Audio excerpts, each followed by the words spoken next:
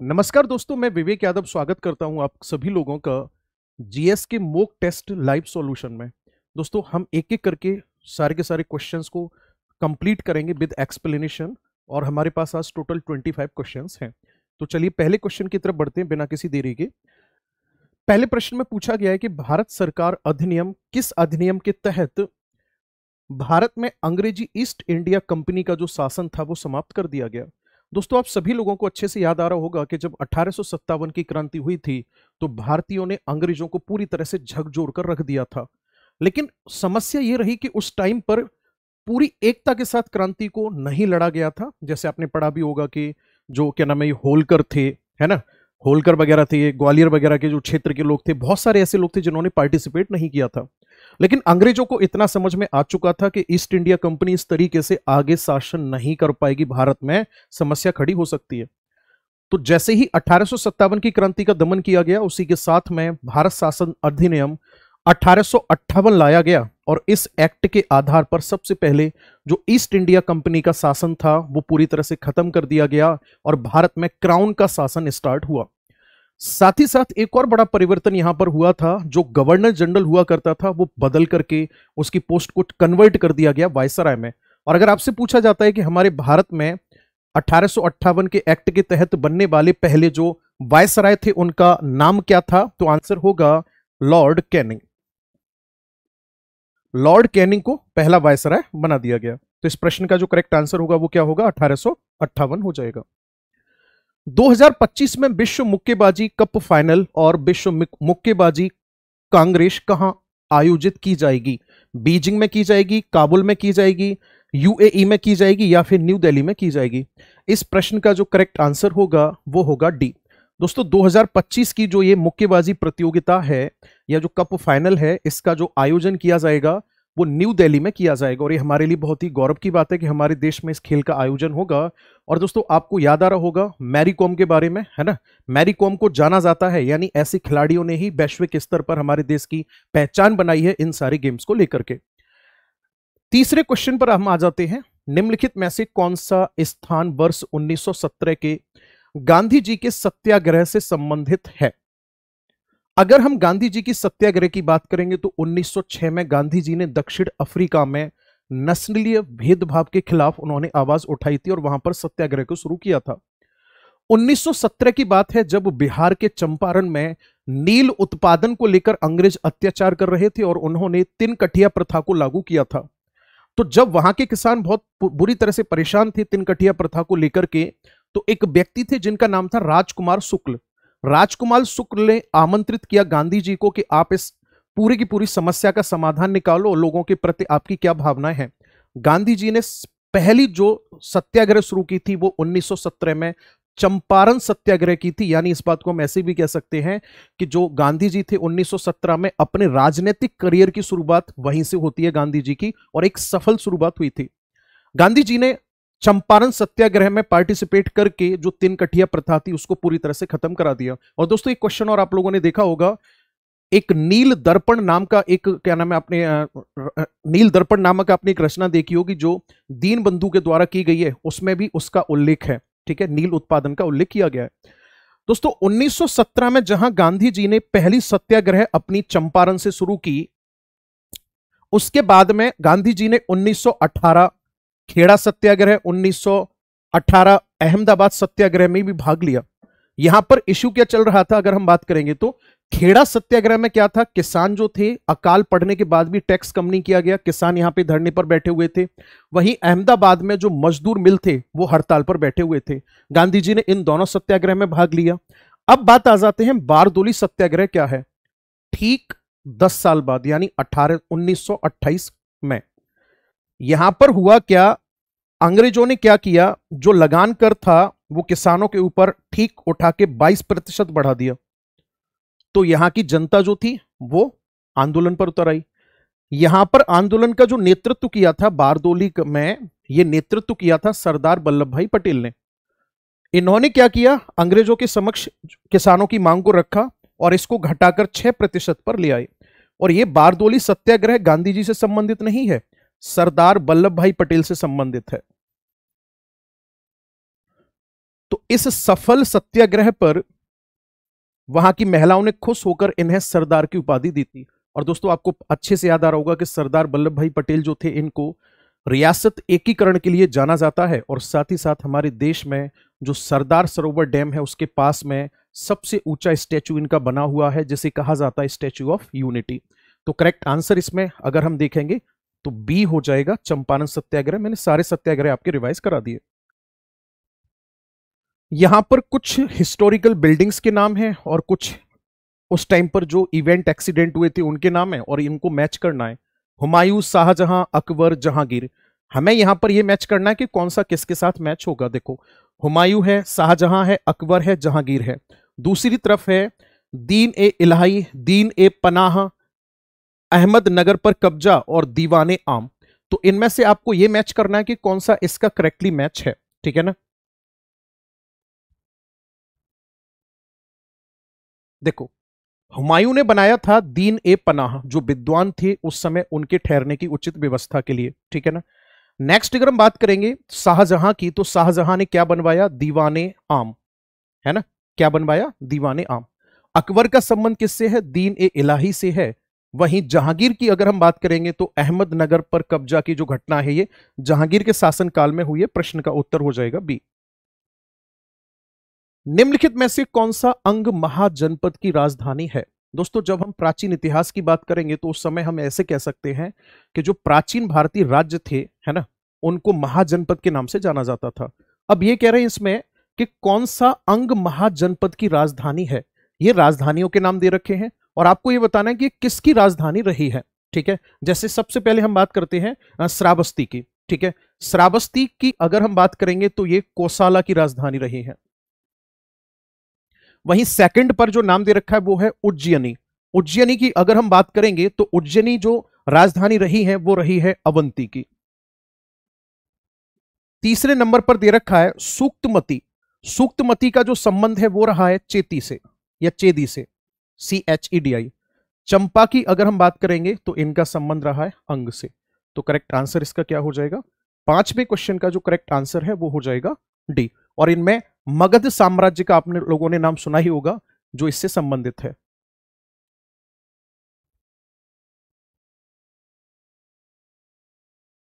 Question number 6 की तरफ चलते हैं। पद्म विभूषण पुरस्कार 2022 प्राप्त करने वाली प्रभा अत्रे किस घराने से संबंधित है? दोस्तों 2022 में पद्म विभूषण पुरस्कार दिया गया प्रभा अत्रे जी को, लेकिन दुर्भाग्यवश 13 जनवरी को इनकी डेथ हो गई। ठीक है। आज ये दुनिया में नहीं है, दुर्भाग्यवश ये इनकी डेथ हो चुकी है। दोस्तों अगर इनके सबसे बड़े योगदान की हम बात करेंगे ना, तो पूरे विश्व स्तर पर इनको जाना जाता है एक ही मंच से 11 बुक लॉन्च करने के लिए। और इनका जो संबंध रहा है संगीत से, क्योंकि ये बिलोंग करती थी, तो इनका संबंध जो रहा है वो किराना राज घराने से रहा है, या किराना घराने से इनका संबंध रहा है। और किराना घराना जो है इसकी शुरुआत करने वाले जो व्यक्ति थे वो थे करीम खान। आप लोगों ने भीमसेन जोशी का नाम सुना होगा, है ना, वो भी उसी घराने से बिलोंग करते थे। ठीक है। गंगूबाई का नाम सुना होगा, वो भी किराना घराने से ही है। तो करेक्ट आंसर इसका क्या हो जाएगा? सी हो जाएगा। निम्नलिखित में से कौन सा त्योहार मध्य प्रदेश में मनाया जाता है? जैसलमेर रेगिस्तान महोत्सव है अगर इसकी हम बात करेंगे तो इसको मरु महोत्सव कहा जाता है। बिहू की अगर हम बात करेंगे तो ये असम का है। और थाई पुसुम की अगर हम बात करेंगे तो ये तमिलनाडु का, और साथ ही साथ ये थाईलैंड साइड मनाया जाने वाला त्योहार है। वहीं अगर हम बात करेंगे खजुराहो नृत्य महोत्सव, खजुराहो नृत्य महोत्सव की शुरुआत भारत सरकार और मध्य प्रदेश की जो सरकार है दोनों ने मिलकर के ये 1975 में इसकी स्टार्टिंग कराई थी।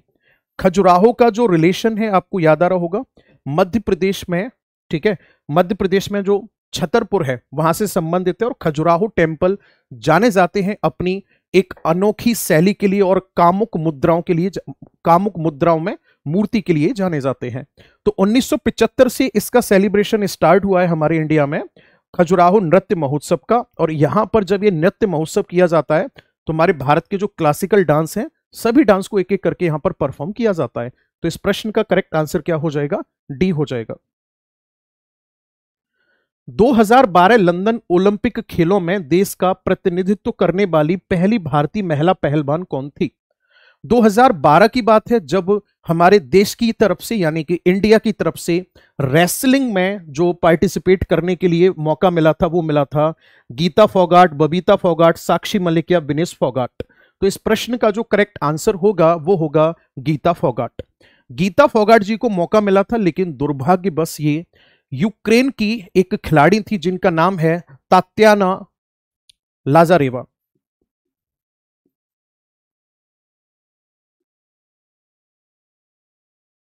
ये रेसलर कहां से बिलोंग करती हैं? ये यूक्रेन की रेसलर थी। इनसे ये हार गई थी, मतलब मेडल तो नहीं मिल पाया, लेकिन इन्होंने पार्टिसिपेट जरूर किया। अच्छा, विनेश फोगाट की अगर हम बात करेंगे तो ये 2024 में इनका नाम विवाद में आया था। ओवरवेट के चलते हुए इनको फाइनल में खेलने का मौका नहीं मिला था। कोशिका के नाभिक की खोज किसने की? Who discover the nucleus of cell? अगर हम सेल न्यूक्लियस की बात करेंगे तो पूरा कंट्रोल रूम जो होता है ना, वो न्यूक्लियस के ही पास होता है, एक कोशिका के अंदर। अब यहां पे नाम दे रखे हैं, जैसे अगर मैं आपसे बात करता हूं कोशिका के नाभिक की खोज किसने की, तो रॉबर्ट हुक नाम दे रखा है, रॉबर्ट ब्राउन दे रखा है, ल्यूवेन हॉक नाम दे रखा है। तो आपको इसमें यह बताना है कि कौन सा करेक्ट है। करेक्ट आंसर होगा रॉबर्ट ब्राउन। दोस्तों, रॉबर्ट ब्राउन ने कोशिका में न्यूक्लियस की खोज की थी। और न्यूक्लियस के अंदर एक न्यूक्लियोलस होता है, यानी केंद्रक के अंदर केंद्रिका होती है। केंद्रिका में राइबोसोम का सिंथेसिस होता है, जो प्रोटीन के फॉर्मेशन के लिए जाने जाते हैं। वहीं अगर हम बात करेंगे केंद्रक की, तो केंद्रक में जेनेटिक मटेरियल डीएनए भी होता है। केंद्रक ही सेल डिवीजन करता है, और केंद्रक ही सूचना देता है प्रोटीन सिंथेसिस के लिए। आगे बात समझ में? वहीं अगर ल्यूवेन हॉक और रॉबर्ट हुक की बात करेंगे तो इनका क्या योगदान है? अगर आपसे पूछा जाता है कि कोशिका की खोज किसने की, तो करेक्ट आंसर क्या लगाते हैं आप? कोशिका की खोज की रॉबर्ट हुक ने। रॉबर्ट हुक ने कोशिका की खोज की, और इन्होंने अपनी इस खोज का वर्णन किया है माइक्रोग्राफिया नामक बुक में। और इन्होंने जो कोशिका थी वो डेड सेल की खोज की, और इसके लिए एक वर्ड यूज किया था। जब इन्होंने कॉर्क को देखा था माइक्रोस्कोप से, जब इन्होंने कॉर्क को देखा तो उसमें बहुत सारे चैम्बर देखने को मिले थे, उसी को इन्होंने सेलुला नाम दिया था। सेलुला मतलब छोटा कमरा, उसी से सेल वर्ड बना हुआ है। तो इन्होंने तो डेड सेल की खोज की। लेकिन वहीं अगर हम ल्यूवेन हॉक की बात करेंगे तो इन्होंने लिविंग सेल की खोज की है। और सेल होती क्या है? Basic unit of the body. तो करेक्ट आंसर जो होगा इस वाले प्रश्न का डी हो जाएगा। मानस बल भारत की एक क्या है? देखो, इसको मानाबल भी बोला जाता है। मानाबल, गंगा बल, डल लेक, बुलर लेक, है ना? ये सारी की सारी जो झीलें हैं वो जम्मू कश्मीर में स्थित हैं। और ये एक प्रकार की टेक्टोनिक लेक के अंतर्गत आती हैं, यानी कि टेक्टोनिक इवेंट की वजह से जब झील का निर्माण होता है तो उसी को टेक्टोनिक लेक कहा जाता है। तो अगर हम मानाबल की बात करेंगे तो ये एक झील है, और ये मानस बल की अगर हम बात करेंगे तो ये कहां की है? जम्मू कश्मीर की एक लेक है। ओके, बाकी इसका पठार और घाटी पर्वत से कोई लेना देना नहीं है, और एक प्रकार की कैसी लेक है? ये टेक्टोनिक लेक है। द्रविड़ शैली के मंदिर में प्रवेश द्वार को क्या कहा जाता है? गोपुरम कहा जाता है, विमान कहा जाता है, शिखर कहा जाता है, मंडप कहा जाता है। मंडप का मतलब होता है एक लार्ज हॉल। शिखर का मतलब होगा सबसे ऊपरी भाग। विमान का मतलब होता है जो गर्भगृह होता है, यानी कि जो जहां क्या नाम है, जो मूर्ति स्थापित होगी, गर्भगृह की मीनार। और गोपुरम की अगर हम बात करेंगे तो इसका मतलब क्या होता है? यही होता है सर प्रवेश द्वार। तो करेक्ट आंसर इसका क्या हो जाएगा? ए हो जाएगा। आबनूस और महोगनी के पेड़ किस प्रकार के जंगलों में पाए जाते हैं? दोस्तों, अगर हम बात करेंगे हमारे भारत में किस प्रकार के वन पाए जाते हैं, तो हमारे भारत में ट्रॉपिकल एवरग्रीन फॉरेस्ट है, डेसिडुअस फॉरेस्ट है, एरिड फॉरेस्ट है, माउंटेनियस है, मैनग्रोव है। 5 प्रकार के वन हमारे भारत में पाए जाते हैं। अगर हम बात करेंगे आबनूस, महोगनी, यहीं पर और आपसे कह सकता है इसको एबोनी महोगनी लिखा जाता है, रोजवुड, रबर, सिनकोना। ये सभी के सभी किसका उदाहरण है? तो तब आपका आंसर होगा बी करेक्ट हो जाएगा इसका, ट्रॉपिकल एवरग्रीन फॉरेस्ट का एग्जाम्पल है। और एक खास करके देखने को मिलते हैं पश्चिमी घाट पर, मेघालय में और लक्षद्वीप में। दोस्तों अगर हम बात करेंगे माउंटेन फॉरेस्ट की, तो माउंटेन फॉरेस्ट में फर्दर हम डिवाइड कर देते हैं इसको किसके अकॉर्डिंग? हाइट के अकॉर्डिंग। ठीक है, 1500 मीटर तक एवरग्रीन, 1500 से 3500 मीटर तक कॉनिक शेप वाले कॉनिफेरस फॉरेस्ट पाए जाते हैं। और ये कॉनिफेरस इसलिए होते हैं क्योंकि स्नोफॉल होने की वजह से इनकी शेप जो है वो कॉनिक हो जाती है। देवदार, चीड़, क्या नाम है वो, सिल्वर पाइन, स्प्रूसिस इसके एग्जाम्पल हैं। फिर 3500 से 4500 मीटर तक जब हम पर्वतों पर ऊंचाई पर जाएंगे, नो फॉरेस्ट, केवल अल्पाइन वेजिटेशन। और 4500 मीटर से जब हम ऊपर जाएंगे कुछ भी नहीं मिलेगा, केवल और केवल स्नो मिलेगी। तो ये खास करके हिमालयन रीजन में देखने को मिलते हैं, ये मैंने आपको बता ही दिया। हमारे भारत में सबसे ज्यादा डेसिडुअस फॉरेस्ट पाए जाते हैं, और इसमें जो एग्जाम्पल आएगा इसमें आएगा अर्जुन, खैर, ठीक है, साल, सागवान। आगे अगर हम बात करेंगे तो चंदन है, शीशम है, पलास है, तेंदू है, ये सब इसी के अंतर्गत आएंगे।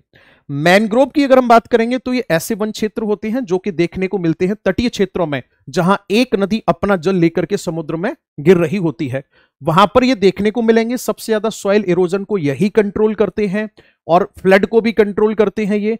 और मैंग्रोव हमारे भारत में सबसे बड़ा कौन सा है? सुंदर वन वाला मैंग्रोव है। इसके अलावा आंध्र प्रदेश में इसी को कुरिंगा के नाम से जाना जाता है। तो ये मैंग्रोव फॉरेस्ट के एग्जाम्पल हो जाएंगे। ओके, करेक्ट आंसर इसका क्या हो जाएगा? बी हो जाएगा। आपको पता है भारत में फॉरेस्ट रिपोर्ट जो है उसका डेटा ये बता रहा है कि अब भारत में वन क्षेत्र बढ़ गया है ना। 24.62% के आसपास जो होता था वो 25.17% के आसपास पहुंच गया है। तो ये अच्छी बात है। निम्नलिखित कथनों पर विचार करें और निम्नलिखित में से सही कथन चुनना है कि क्या है। उड़ान योजना ने 2017 में लागू होने के 7 साल पूरे कर लिए हैं। ठीक है जी। आगे कह रहा है यह विज्ञान और प्रौद्योगिकी मंत्रालय की मुख्य योजना है। गलत बात है, उड्डयन मंत्रालय आएगा ना, उड्डयन मंत्रालय के अंतर्गत यह योजना शुरू की गई है। भारतीय विमानपत्तन प्राधिकरण इस योजना की कार्यान्वयन एजेंसी है। सर पहला भी करेक्ट है, तीसरा भी करेक्ट है, दूसरा करेक्ट नहीं है, उड्डयन मंत्रालय आएगा। तो इस प्रश्न का करेक्ट आंसर क्या हो जाएगा? सी हो जाएगा, है ना। इस क्वेश्चन का आंसर क्या हो जाएगा? सी हो जाएगा। भारत के पहले उप प्रधानमंत्री कौन थे? वीवी गिरी थे, राधा कृष्णन थे, जेएल नेहरू थे, या फिर सरदार वल्लभ भाई पटेल थे? दोस्तों अगर हम बात करेंगे सरदार वल्लभ भाई पटेल जी की, तो 15 अगस्त 1947 को इनको भारत के पहले उप प्रधानमंत्री के रूप में नियुक्त किया गया और इन्होंने अपना कार्यभार संभाला था 15 दिसंबर 1950 तक। सरदार वल्लभ भाई पटेल जी को रियासतों के एकीकरण के लिए जाना जाता है, इन्हें आयरन मैन के नाम से जाना जाता है, और बारदोलई सत्याग्रह के दौरान वहां की महिलाओं ने इन्हें सरदार की उपाधि दी थी। तो इस प्रश्न का जो करेक्ट आंसर होगा वो क्या हो जाएगा? डी हो जाएगा, सरदार वल्लभ भाई पटेल। ओके, निम्नलिखित में से कौन सा संवैधानिक निकाय नहीं है? यहां पर बात की जा रही है एनसीएसटी यानी national commission for schedule tribes, ठीक है, जिसको हम शॉर्ट में एसटी बोल देते हैं। नेक्स्ट है नेशनल कमीशन फॉर, ये ह्यूमन राइट्स हो जाएगा, national commission for backward caste, ठीक है, national commission for schedule caste. तो यहां पे कह रहे हैं कि इनमें से कौन सा संवैधानिक नहीं है? संवैधानिक न होने का मतलब जिसका संविधान में उल्लेख नहीं है। अगर मैं बात करूंगा इसमें एनसीएससी की, तो हमारे संविधान के आर्टिकल 338 में इसका उल्लेख हमें देखने को मिलता है। ठीक है, वहीं अगर हम एनसीबीसी की बात करेंगे तो इसका उल्लेख देखने को मिलता है हमें 338 बी में, सॉरी ए नहीं बी में, और इसका जो उल्लेख मिलता है वो मिलता है 338 ए में। लेकिन अगर हम बात करेंगे जो ह्यूमन राइट्स है, इसको भारतीय संविधान मतलब संवैधानिक तो नहीं है, ये केवल 1993 में इसको एक एक्ट के आधार पर तैयार कर दिया गया, तो इसको संवैधानिक नहीं माना जाता है। बी करेक्ट आंसर हो जाएगा इसमें, बाकी सबके सब संविधान है। 1993 के एक प्रावधान के आधार पर इसको लागू किया गया था। मनुष्य में अपशिष्ट उत्पादों का निष्पंदन गुर्दों में होता है। इस काम को करने में उनकी मदद करने के लिए किडनी के अंदर बड़ी संख्या में फिल्ट्रेशन यूनिट मौजूद होती है। ठीक है जी, इन निस्पंदन इकाइयों को क्या कहा जाता है? देखो, अगर हम बात करेंगे हमारी बॉडी एक्सक्रीशन कैसे कंडक्ट करती है, तो हमारी बॉडी में जो एक्सक्रीशन होता है वो होता है किडनी के द्वारा। और किस फॉर्मेट में होता है, तो हम सभी के सभी जो ह्यूमन हैं वो आते हैं किस कैटेगरी में, तो आपका आंसर होगा यूरियोटैलिक, यानी यूरियाकृत। यूरिन में यूरिन की मात्रा ज्यादा होना, यूरिन में यूरिया की मात्रा ज्यादा होना। इस काम को कौन करता है, किडनी करती है। किडनी की बेसिक यूनिट क्या होती है, तो आंसर होगा नेफ्रॉन। ठीक है ना, क्या होती है, नेफ्रॉन होती है। नेफ्रॉन हमारी किडनी में पाए जाते हैं और ऐसा माना जाता है लगभग 1 मिलियन नेफ्रॉन हमारी एक किडनी के अंदर होते हैं। और टोटल कितनी होती है, 2 किडनी होती है हमारी, तो लगभग 2 से 2.5 मिलियन नेफ्रॉन हमारी ह्यूमन बॉडी में पाए जाते हैं। और यही आप एक तरह से ऐसे समझ लो कि ब्लड फिल्ट्रेशन का काम करते हैं, यही हमारी यूरिन को प्रोड्यूस करते हैं। नेफ्रॉन का ही एक पार्ट है जिसे ब्यूमेन कैप्सूल कहा जाता है। ठीक है ना, इसे क्या कहा जाता है, ब्यूमेन कैप्सूल कहा जाता है, नेफ्रॉन का ही पार्ट है। आगे अगर हम बात करेंगे तो एल्वुलाई क्या है, सर एल्वुलाई जो है ये हमारे लंग्स की बेसिक यूनिट है। और अगर हम कैपिलरीज की बात करेंगे, जो केशिकाएं होती हैं, तो एक छोटे छोटे ट्यूब के लिए वर्ड यूज किया जाता है। इस प्रश्न का जो करेक्ट आंसर होगा वो बी हो जाएगा। दूध में किस विटामिन की कमी होती है, अगर हम विटामिन सी की बात करेंगे तो दूध में विटामिन सी की कमी होती है। और दोस्तों विटामिन सी को एस्कॉर्बिक एसिड के नाम से जाना जाता है। ये टेम्परेचर सेंसिटिव विटामिन होता है, टेम्परेचर बढ़ाया जाएगा विटामिन खत्म होगा। अच्छी बात यह है कि अगर बॉडी में एक्सेसिव अमाउंट इसका हो जाता है तो यूरिन के साथ पास आउट भी हो जाता है। ये विटामिन हमें एंटीसेप्टिक, हमारे लिए एंटीसेप्टिक का कार्य करता है। इम्यूनिटी में भी क्या नाम है, ये पार्टिसिपेट करेगा। बाउंड हीलिंग यानी घाव भरने में भी भाग लेता है ये। और अगर इसकी कमी हो जाती है तो स्कर्वी डिजीज हो जाता है। ओके, करेक्ट आंसर क्या हो जाएगा, सी हो जाएगा। सबसे अच्छा स्रोत क्या होता है इसका, फिर अगर मिल्क में नहीं है तो सिट्रस फ्रूट्स यानी कि खट्टे फल। ओके, सबसे ज्यादा आंवला। यहां पर नेशनल इनकम की बात की जा रही है और क्या कह रहा है नेशनल इनकम में, राष्ट्रीय आय की गणना करने का पहला आधिकारिक प्रयास पीसी महालनोबिस द्वारा किया गया था। आय की गणना करने के लिए पहली वैज्ञानिक विधि का उपयोग डॉक्टर BKR राव द्वारा किया गया था। राष्ट्रीय आय की गणना करने का पहला आधिकारिक प्रयास पीसी महालनोबिस द्वारा किया गया था।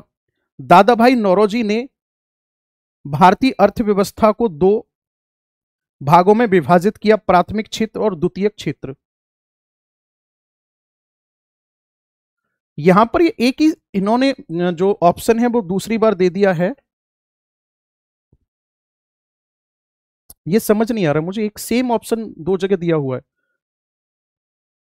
देखो मैं एक बात बताता हूं इसमें, यह बात सच है कि सबसे पहले जो प्रथम प्रयास किया था वो दादा भाई नौरोजी ने किया था। ठीक है ना, उन्होंने बुक लिखी थी the poverty and un British rule in India. प्रथम प्रयास दादा भाई नौरोजी ने किया, प्रति व्यक्ति आय उन्होंने निकालने की कोशिश की। लेकिन अगर देखा जाए यहां पे राष्ट्रीय आय की गणना करने का जो आधिकारिक प्रयास है वो महालनोबिस द्वारा किया गया, ये बात भी सच है। आगे है, राष्ट्रीय आय की गणना करने के लिए पहली वैज्ञानिक विधि का उपयोग डॉक्टर BKR राव द्वारा किया गया, यह भी बात सच है। ठीक है, दादा भाई नौरोजी ने भारतीय अर्थव्यवस्था को 2 भागों में विभाजित किया, प्राथमिक क्षेत्र और द्वितीयक क्षेत्र। ऐसा कुछ नहीं हुआ, केवल और केवल उन्होंने नेशनल इनकम कैलकुलेट करने का एक तरह से डायरेक्शन दिया था। तो मोस्ट प्रोबेबली जो सी ऑप्शन है ना इसमें, उनमें दादा भाई नौरोजी का जिक्र होगा। ठीक है, और करेक्ट आंसर जो होगा वो डी होगा इस वाले प्रश्न का। निम्नलिखित में से कौन भारतीय अर्थव्यवस्था के तृतीय क्षेत्र से संबंधित है, आगे बात समझ में। देखो अर्थव्यवस्था के कितने क्षेत्र होते हैं, 3। पहला कौन सा होता है, primary sector. All natural resource किस में आते हैं, प्राइमरी सेक्टर में। एग्जाम्पल से समझना, जैसे मान के चलो वन है, अब वन से क्या किया आपने, लकड़ी तैयार की और फिर इससे फर्नीचर बनाया। और फर्नीचर बनाने के बाद में आपने, या इसको ऐसे लिख लेते हैं, इससे लकड़ी का काम आपने शुरू किया, यहां लिख देता हूं मैं, फर्नीचर बना के और फिर आपने क्या किया, इसको मार्केट में सेल कर दिया या मार्केट में सप्लाई कर दी, ऐसे समझ लो। तो इसमें इकोनॉमी के कौन कौन से सेक्टर आएंगे, सर ये आएगा प्राइमरी सेक्टर। मैन्युफैक्चरिंग का जितना काम होता है वो सेकेंडरी सेक्टर में होता है। और टर्सरी सेक्टर जो होता है इसको सर्विस सेक्टर के नाम से जाना जाता है, जिसमें केवल और केवल सर्विस होती है। तो यहां पर अगर मैं आपसे बात करूंगा, ध्यान से सुनना, पब्लिक एडमिनिस्ट्रेशन की, तो यही सर्विस सेक्टर के अंतर्गत आएगा।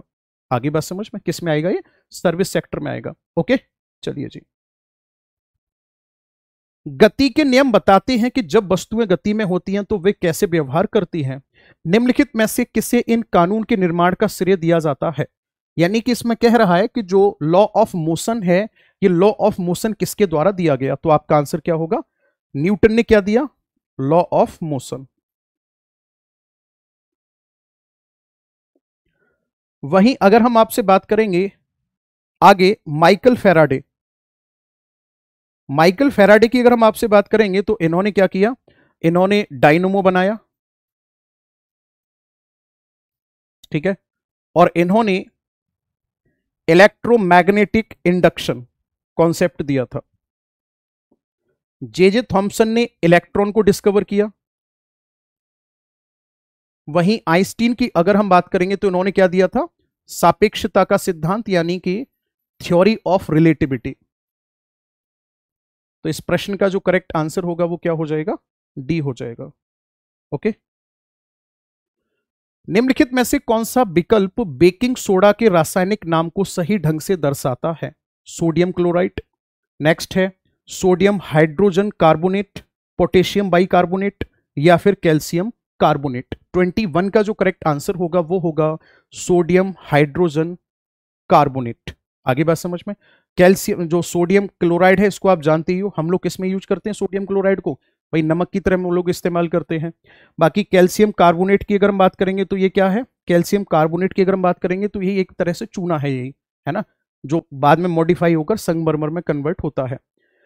तो इस प्रश्न का जो करेक्ट आंसर होगा वो क्या हो जाएगा? बी हो जाएगा। जब एक प्रकाश किरण सघन से विरल माध्यम में जाती है तो निम्नलिखित में से किस स्थिति से पूर्ण आंतरिक परावर्तन होता है? पहला है अपवर्तित कोण से क्रांतिक कोण, आपतन कोण, क्रांतिक कोण, आपतन कोण और क्रांतिक, वही दे रखे, मतलब इनमें जो चेंज देखने को मिलेगा वो क्या चेंज देखने को मिलेगा? तो दोस्तों इस प्रश्न का जो करेक्ट आंसर होगा वो बी हो जाएगा। जो आपतन कोण है इसकी अगर हम बात करेंगे तो ये इस ग्रेटर देन होगा किससे? क्रिटिकल एंगल या फिर क्रांतिक कोण से। ग्रैंड पैलेस में फ्रांस के साथ पेरिस एआई शिखर सम्मेलन की सह अध्यक्षता किसने की? यूनाइटेड किंगडम, इटली, भारत, रूस। 23 में जो पूछ रहा है इस प्रश्न का जो करेक्ट आंसर होगा वो होगा इंडिया। दरअसल में हमारे जो मोदी जी हैं भारत की तरफ से प्राइम मिनिस्टर थे,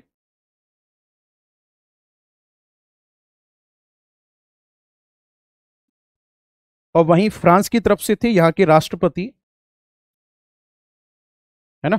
फ्रांस की तरफ से कौन थे यहाँ के राष्ट्रपति? जिनका नाम है इनैमुअल मैक्रोन। इन दोनों ने मिलकर के संवाद किया और इसका उद्देश्य था जो एआई है, यानी कि जो आर्टिफिशियल इंटेलिजेंसी है, इसको किस तरीके से बढ़ाया जाए और इसको एक स्थिर मॉडल के रूप में इसको हम यूं कह सकते हैं कि बहुत सिंपल से तरीके से इसको हर जगह लागू किया जा सके, जिससे कि एआई की मदद से काम जो चल रहे हैं, टेक्निकल जो चीजें चल रही हैं, उनको और बेहतर कितना किया जा सकता है, वो भी सुरक्षात्मक तरीके से, क्योंकि एआई जितना लाभदायक है उतना खतरनाक भी है। तो विद सिक्योरिटी इन कामों को कैसे आगे बढ़ाया जाए उसको लेकर के पूरा का पूरा चर्चा का विषय रहा था। राष्ट्रीय ग्रामीण रोजगार कार्यक्रम और ग्रामीण भूमिहीन रोजगार गारंटी कार्यक्रम को अप्रैल 1989 में किस योजना के साथ मिला दिया गया था? इंदिरा गांधी स्वराज योजना के तहत, जवाहर रोजगार योजना के तहत, स्वर्ण जयंती ग्राम स्वयं रोजगार योजना के तहत, या फिर इंदिरा आवास योजना के तहत? इस क्वेश्चन का जो करेक्ट आंसर है वो है बी। दोस्तों इसका जो उद्देश्य था योजनाओं को मर्ज कर या फिर जवाहर रोजगार योजना जो है, इसका जो उद्देश्य था वो था कि ग्रामीण क्षेत्र में जो लोग हैं उनको रोजगार के अवसर में वृद्धि करना, है ना। ग्रामीण स्तर के जो मजदूर वर्ग है उसको रोजगार सृजित करना, उसके लिए रोजगार में उसके लिए प्रावधान बनाना। जून 2024 में केरल के किस शहर को भारत का पहला यूनेस्को सिटी ऑफ लिटरेचर घोषित किया गया था? ये बड़े गर्व की बात है हमारे लिए कि जो केरल है, केरल की अगर हम बात करेंगे तो इसे क्या कहा जाता है?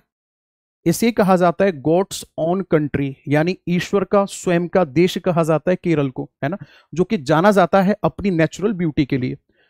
तो जो केरल है, इसका जो कोझिकोड शहर है, इसको पहला क्या बनाया गया? सिटी ऑफ लिटरेचर बनाया गया। इसके पीछे कारण है, पहली बात, यहां पर मलयालम भाषा में बहुत सारी यहां से बुक लिखी गई हैं, लाइब्रेरी मौजूद है, मलयालम कल्चर को रिप्रेजेंट करने के लिए यहां पर फिल्म भी तैयार की जा रही है, बड़े स्तर पर मलयालम फिल्में आती हैं। तो इन सारी चीजों को देखते हुए कि लिटरेसी में इतना बड़ा योगदान रहा है यहां का, कि हर एक स्टेप को लिटरेसी के माध्यम से यहां रिप्रेजेंट किया गया है, तो इसीलिए इसे सिटी ऑफ लिटरेचर के नाम से जाना जाता, मतलब इसको लिस्टेड किया गया है। ये 25वें का करेक्ट आंसर है। और दोस्तों मुझे एक बड़ा यूनिक सा पॉइंट याद आ रहा है, हो सकता है आपको पता हो, लेकिन बता देता हूं आपसे। अगर ये पूछा जाता है कि भारत का सबसे निचला बिंदु कौन सा है, ठीक है, भारत का सबसे निचला बिंदु कौन सा है, lowest point of our country, तो केरल का कुट्टानाद है, KUTTANAD, केरल का कुट्टानाद है। और मजे की बात यह कि केरल के लोगों ने यहां पर खेती भी कर रहे हैं कुट्टानाद में, समुद्र तल से भी नीचे माना जाता है कुट्टानाद जो है, ठीक है। तो चलिए फिर आज के सेशन में इतना ही रखते हैं। मेरी तरफ से बहुत सारा प्यार, भगवान आप सबको खुश रखे। Thank you so much, have a nice day.